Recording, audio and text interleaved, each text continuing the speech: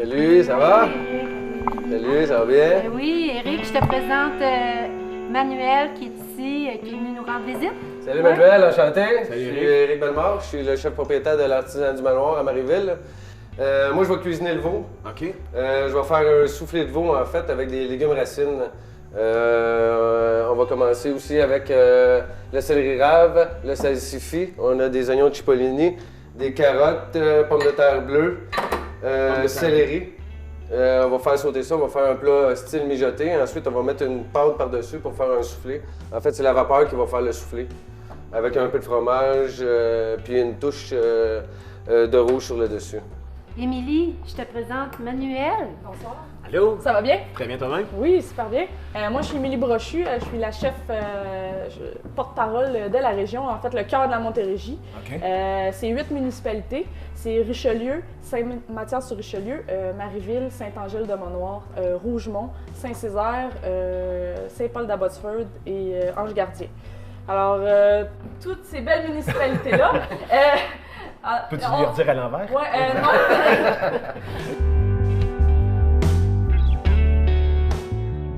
On peut commencer. Oui. Absolument, absolument. On peut peut-être couper le salsifis, puis peut-être faire goûter à Manuel qu'est-ce que ça goûte un salsifis cru. C'est comme le panais, je pense. Oui, exact, ouais. C'est un bon élève, il écoute bien. Ouais. Puis il va y avoir aussi le céleri rave, peut-être juste un petit bout, là.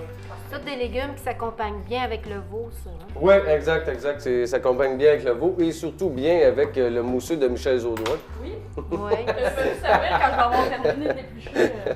Là, ça le suffit. Donc, on vous laisse pas en reste. Pendant qu'Éric cuisine, au moins vous avez quelque chose à voir. Puis moi, en fait, je suis le propriétaire de l'Artisan du Manoir à Marieville, comme je disais tantôt. OK. Puis on a des produits de la ferme Éboulée. On a le pigeonneau, on a le veau aussi au menu. En fait, moi, je suis locavore, c'est-à-dire j'encourage, je mange et j'achète des produits locaux. C'est bien important d'acheter les produits locaux qu'on peut retrouver à côté de chez eux. Toujours plein de beaux produits. C'est plus facile, en fait, de cuisiner déjà en partant si le produit à la base est déjà excellent. On n'a pas besoin de le cacher. C'est-à-dire, si on utilise un poulet de la ferme d'Amour, on n'a pas besoin de le cacher avec une grande sauce. Déjà, à la base, c'est déjà un produit de qualité. OK. L'important, c'est de bien les faire saisir. OK. Merci. Tiens, on va mettre ça même avec les... Bon, on va Est-ce que tu as laisser. utilisé une huile ou... Ah oui, en fait, j'ai utilisé ici l'huile de Marie-Michel aux herbes de Provence au début. Donc, ça peut être une huile d'olive, ça peut être un corps gras de canard, ça peut être n'importe quoi, tant qu'il y a un corps gras. OK. Bon, l'important, c'est vraiment les saisir.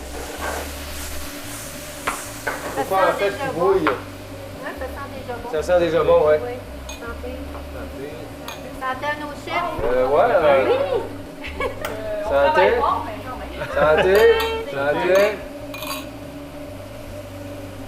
Là, je mets des herbes, en fait, encore de Marie-Michel. C'est un mélange avec poivre, fleur de sel, sarriette, il y a romarin aussi. Là, j'en rajoute.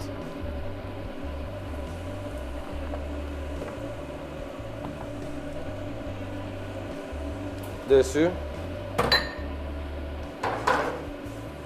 Quand c'est bien sauté, je le mets dans ma petite... dans une panne. Et là, je vais faire sauter les légumes. Puis Émilie, tu peux me couper aussi peut-être les oignons, peut-être la patate aussi. Je vais me servir un peu de toi. Il n'y a pas de problème, je suis là pour ça. On est chanceux, hein? On se fait cuisiner ça, là. Nous autres, on fait rien, Moi, on j'ai les passé une regarde. journée de rêve là, jusqu'à présent. là. Ouais, t'es allé chez Michel Jaudoin, t'es allé voir les Jaudoin, pigeonneaux. Les pigeonneaux, t'es jasé avec quelques petits veaux. Jasé avec quelques petits mots, puis belle conversation, tout était correct. Ah, ils sont bien traités ici, hein? Merveilleuse journée que j'ai passée. C'est bon, en tout cas, ce petit site-là. Ça se voit tout seul. Puis, j'ai Je pense appris que quelque chose. vous avez goûté le Calio ce matin, hein? Ça, c'est mon ami maintenant. Je vais l'utiliser, en fait, pour la recette. Magnifique. Juste un peu juste pour déglacer, pour faire ressortir les sucres du veau. Je vais faire sauter les légumes. Ensuite, je vais déglacer avec le cidre Michel Jourdouin. Un peu de fond de veau, un peu de miel, moutarde à l'ancienne. Je vais enfourner ça. Plus c'est long, plus c'est bon en fait. Ça peut être 2 heures de temps à feu moyen, 2,75, 300 maximum. Ça sonne bon. Ah, ça commence là. Ouais. Là, ça va peut-être faire un petit. C'est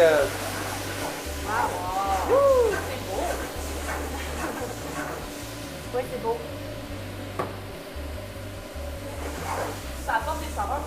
C'est pas juste beau de flamber, ça apporte des saveurs quand on flambe l'alcool. Là, je vais mettre les herbes. En fait, j'ai pris persil italien, ciboulette.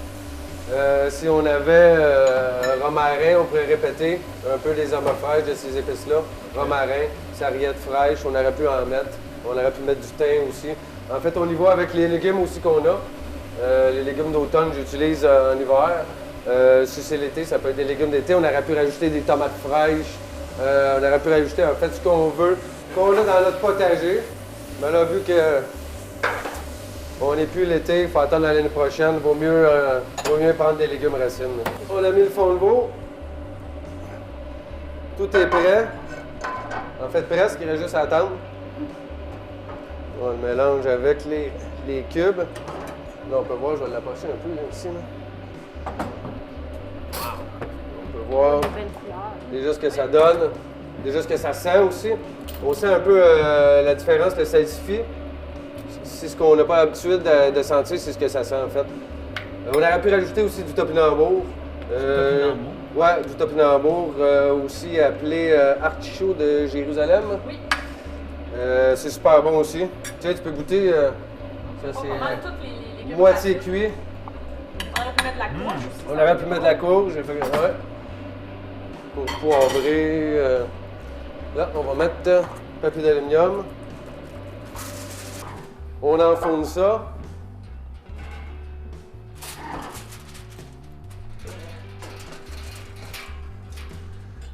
Et pour le... Parce qu'on ne l'attendra pas, hein? Non, hein? Non, on a faim. Ouais, Ouais. c'est ça. Ça garde. Là, j'en ai déjà de fait ici. Magie! Magie! Pour le souffler, je vais utiliser une pâte feuilletée. OK. Là, je vais le mettre dans le contenant avec une cuillère. Là, on la met dedans.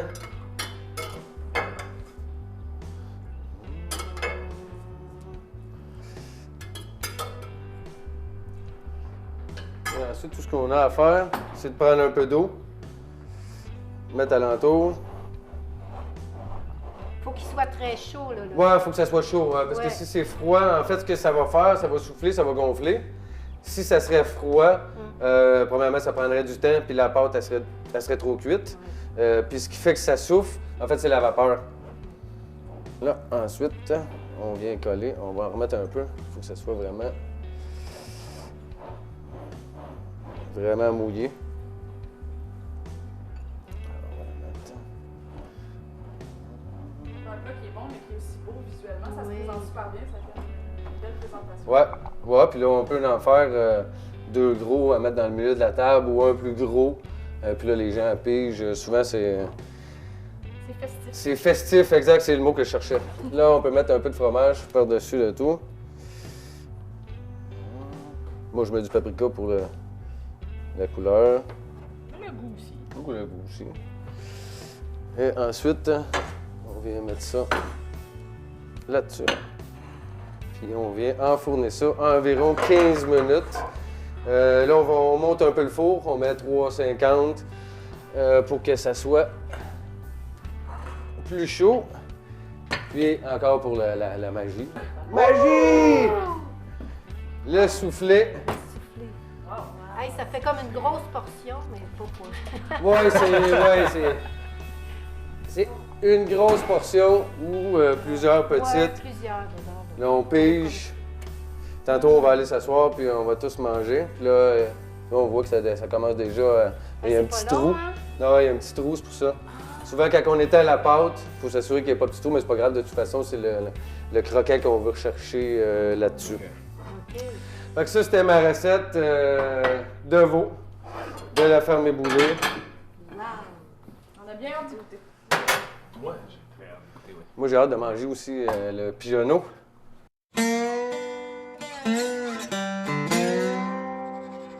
Ils sont venus me chercher suite à mon passage à l'émission Les Chefs en 2011. Quand ils m'ont parlé de devenir porte-parole de la région, j'ai tout de suite dit oui parce que, comme Éric, je suis locavore déjà à la base. Puis en acceptant le rôle de porte-parole, ce qui est intéressant, c'est que j'ai découvert des nouveaux producteurs.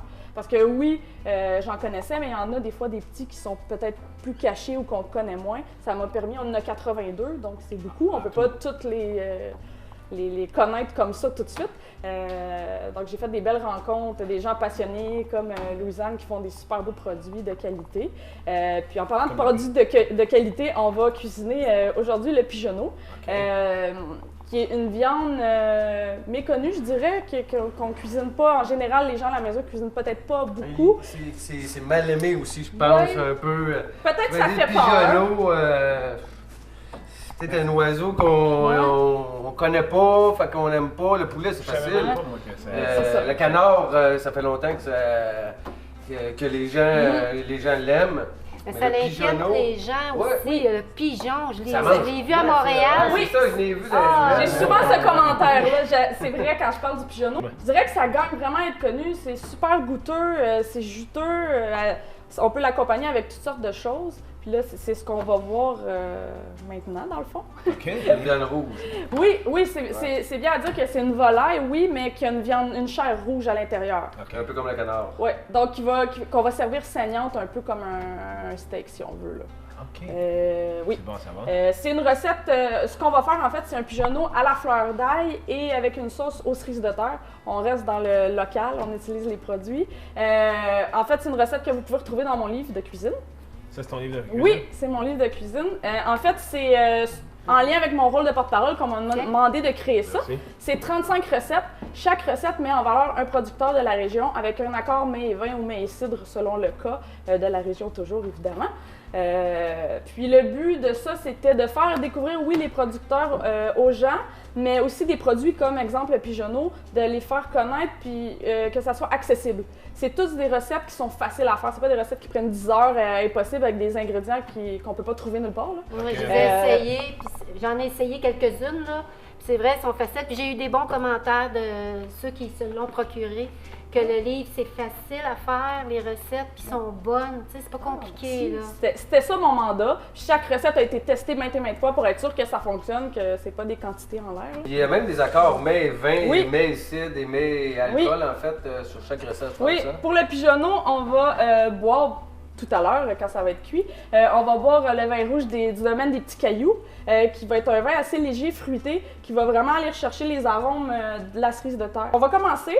La bête, en tant que telle, ce que j'ai fait, je l'ai rincé, je l'ai épongé. Merci. On épluche une échalote française. En passant, quand on parle d'échalote, c'est ça ici. Ce que nous, les Québécois, on appelle une échalote. L'échalote verte, là, c'est un oignon vert. C'est un oignon vert, en fait. Une échalote, c'est ça. À l'intérieur, j'ai le cou. Oui. Je l'enlève et je le jette pas. Je le garde, je peux le mettre dans ma sauce, je peux le mettre dans mon bouillon quand je fais une soupe aux légumes, exemple. OK. On jette rien en cuisine, on gaspille pas. À l'intérieur, je vais mettre une gousse d'ail pour donner du goût. Haché? Non, je la veux entière. Ah, OK. Je vais juste la couper en deux. Je vais la mettre à l'intérieur. Là, je l'ai déjà vu. Ah, ben là, je fais assez vite. Il va falloir l'attacher pour qu'il se tienne bien puis qu'il cuit également. Bon, OK. Alors, oui, c'est assez simple. J'ai simplifié. Là, s'il y a des chefs qui regardent là, ou mes professeurs vont dire qu'elle ne fait pas comme il faut. Là. Mais moi, je l'ai faite le plus simplement possible pour que les gens à la maison n'aient pas à se casser la tête. Alors, on va juste croiser ici pour attacher les pattes, pour qu'ils se tiennent bien. Puis on va aller en dessous pour attacher les ailes. C'est aussi simple que ça. Et après, C'est tout. c'est tout. On va juste serrer. Ça. Défailer. Manuel, est-ce que tu pourrais... C'est ça. Je peux tout faire. Je peux tout faire. Tu veux le faire? Je vais- On va faire un concours puis on va vous noter après. Vous saviez pas, hein? Juste le refaire un petit peu. Ouais, c'est ça. Et voilà. Alors, comme toute viande, on va l'assaisonner.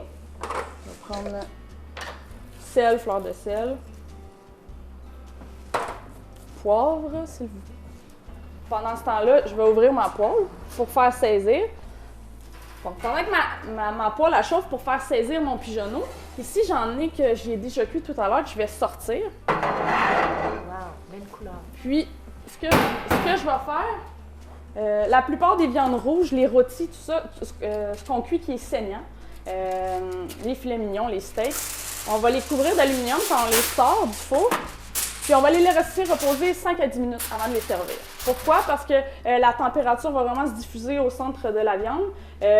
Puis je vais avoir une cuisson égale, puis ça va être plus savoureux, plus tendre aussi. Les fibres de la viande vont avoir le temps de se relâcher. C'est une viande qui, je dirais, à la limite, vous pouvez la cuire peut-être un peu plus que saignant, un médium rosé, mais il ne faut pas aller plus que ça. Qu'est-ce que ça ferait si on la ferait cuire comme un poulet? Trop long, ça va assécher la viande, elle va être sec, elle va être fade. C'est ça. Quand j'ai des clients qui viennent ici s'acheter le pigeonneau, puis ils disent comment on fait cuire ça, est-ce que c'est comme un poulet? Non, c'est comme une viande rouge. Il faut la saisir. Faut la saisir, il faut la cuire, mais pas, je vous dis pas plus que rosé, parce que là, vous allez... Oui, ça la sèche. Et puis, là, après, surtout si c'est souvent, j'imagine les gens, c'est leur première expérience. Oui. Puis là, s'ils la cuisent trop longtemps, après, ils vont être déçus, ils vont dire, bah, c'était pas excellent, mais pourtant, des fois, c'est juste des petits trucs comme ça. Donc, quand ils viennent acheter le pigeonneau, ils achètent le livre, comme ça, ils sont sûrs de... Oui. Ils sont sûrs de réussir la recette. C'est ça, ils sont sûrs de réussir la recette. En plus de voir ce que tu fais en personne. Oui. À la suite de ça, j'ai saisi mon pigeonneau. Je vais rajouter une petite cuillère de fleur d'ail. Puis, je déglace avec un cidre non pétillant, un cidre plat. Donc là, j'ai pris Michel Jourdain, le blanc de pépin. Mais ça peut être cidre tranquille, oui, merci. Cherchez le mot. On va mettre cidre tranquille, donc non effervescent. Et puis, on va enfourner ça 325-350 à 20 minutes à peu près. Puis, on vérifie avec notre thermomètre, là, comme j'ai dit, pour s'assurer que notre cuisson est parfaite. Puis, on laisse reposer avec notre papier d'aluminium 5 à 10 minutes. Pendant ce temps-là, je vais partir ma sauce. Mon soufflé, qu'est-ce qu'il dit qu'on a mis dans le four tantôt? Il dit qu'il a hâte de sortir parce qu'il est pas mal prêt. On va peut-être la sortir. Si on veut manger quand même, on peut peut-être la mettre avec... Wow! Celui-là, il n'y avait pas de trou. Ouais, il n'y avait pas de trou. Pour la sauce, encore super simple, j'ai un échalote que j'ai ciselé ici ou haché. Alors, on fait revenir notre échalote. Puis est-ce que tu déglaces encore avec le vin? Bien sûr! Ouais? Oui! On fait revenir les échalotes, une légère coloration, juste dorée un petit peu. On va ajouter... Ça, j'aime ça, ce bruit-là. Oui, puis ça va chercher le bon goût, la saveur qu'il y a dans le Là, après, on va laisser réduire pratiquement du 3/4. Une fois que j'ai réduit du 3/4, je vais rajouter mes cerises de terre. Et puis, je vais rajouter du fond de pigeonneau que Louise-Anne fait ici. Donc, c'est intéressant parce que vous n'avez pas besoin de le faire parce qu'un fond brun, c'est assez complexe et long à faire. On rajoute ça. Je vais mettre un peu d'herbe de Provence. Ouais, on commence à avoir l'eau à la bouche. Avec toutes les Ça sent bon, ça sent Ça parfums. sent bon, hein, j'ai faim aussi. Ouais. Sel, poivre, évidemment. On fait attention avec le sel parce que dans le fond de pigeonneau, déjà, ça va être un petit peu salé. Excuse-moi. Puis, il faut pas oublier que la sauce, elle va réduire pour avoir la texture qu'on veut, la consistance de la sauce. Donc, si je mets trop de sel, en réduisant, les saveurs vont se concentrer puis ça va être trop salé. Donc, je suis mieux d'en mettre... C'est du sel ou des copeaux d'érable? C'est de la fleur de sel. Ok, c'est de la fleur de sel. Oui. Alors, c'est ça. On est mieux d'en mettre un petit peu au début, puis on goûte à la fin, puis on rectifie l'assaisonnement. Ouais, parce qu'il faut le réduire, en fait. Oui, c'est ça. On laisse réduire environ de moitié, puis ça va me donner ici. Ça donne ça ici. Donc, je réduis jusqu'à une belle, une belle consistance sirupeuse. Puis les cerises de terre vont tous se défaire. Ils vont cuire vraiment là, dans la sauce.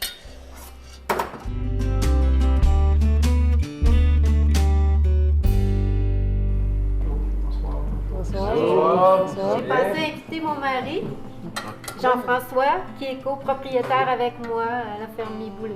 Éric, enchanté. Émilie, enchantée. Moi, c'est Manuel. Ça sentait bon. Ça m'a attiré l'appétit. Ça vous a interpellé? Ouais.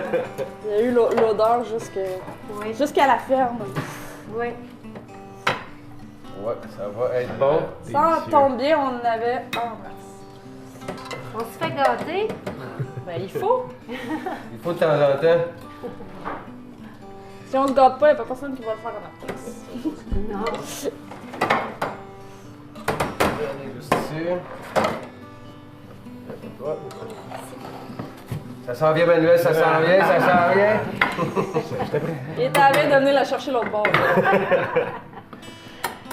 On est supposé être plus vite que ça, mais là... Ouais, hein? On n'a pas l'air de deux vrais chefs, là. Merci. Ce qu'on retrouve dans l'assiette, souvent ce qu'on sait pas, c'est qu'il y a beaucoup de producteurs qui sont derrière tout ça. C'est sûr qu'on a la ferme éboulée pour le pigeonneau ou le veau, mais on a quand même quelqu'un qui fait les poivrons, quelqu'un qui fait les tomates aussi. L'alcool avec lequel on a déglacé. En fait, dans nos assiettes, on peut avoir facilement 6 à 8 personnes qui ont travaillé non seulement à l'assiette, mais à faire pousser, à élever le veau, le pigeonneau. Est-ce qu'on pourrait dire que c'est une région, en fait, ou c'est vraiment dans le coin d'ici? En fait, c'est tout ici. C'est tout dans le cœur de la Montérégie. OK. Ben, en fait, c'est que oui, on encourage les producteurs, mais on encourage le commerce local. C'est aussi écologique parce qu'il y a moins de transport, de manutention, tout ça. Fait que ça, selon moi, ça a que des points positifs d'être locavore. Acheter, encourager, manger local. Local, oui, c'est C'est ça. locavore, c'est la définition de locavore. Mais en fait, la définition aussi, ça devrait être en dedans de 150 km pour l'essence, et ainsi de suite. Là. On peut goûter? On va faire un santé. Oui. Santé, merci Manuel. Merci beaucoup. Merci à vous. Oui, merci de nous recevoir chez merci Éboulée. de nous C'est très recevoir. Ça fait apprécié. plaisir. Santé. Santé. Le vin, c'est quel vin qu'on boit de Les bouteille? petits cailloux. La Ouais, boutique. les petits cailloux. Oui, les petits cailloux sont à Saint-Paul d'Abbotsford. Oui, les petits cailloux ici. Très bon. Oui, très bon, ben là. Oui. Ça accompagne bien le pigeonneau. Oui, parce que c'est un vin fruité quand même assez léger. On veut pas un vin corsé parce que le pigeonneau, oui, c'est une viande rouge, mais c'est pas une viande qui est trop corsée non plus. Fait qu'on veut pas cacher Fait que c'est les l'idéal. saveurs. Oui, c'est ça. On veut pas cacher les saveurs subtiles. Voilà, faudrait manger pendant que c'est Oui, chaud. oui. Oui.